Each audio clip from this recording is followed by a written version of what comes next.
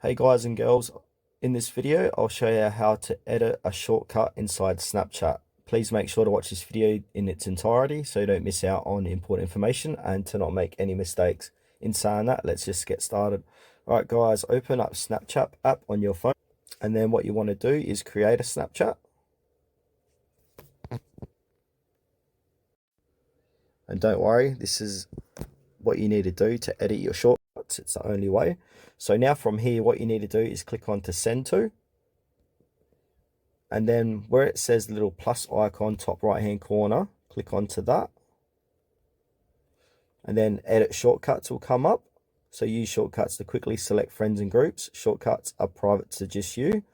So what you want to do, edit any one of your shortcuts here. So I'm going to click on this one to edit. So now what I can do, add more members and remove current members if I want to this shortcut. And then once you've done that, you need to click onto the blue save button at the bottom of this page here. And now that has been updated, shortcut updated.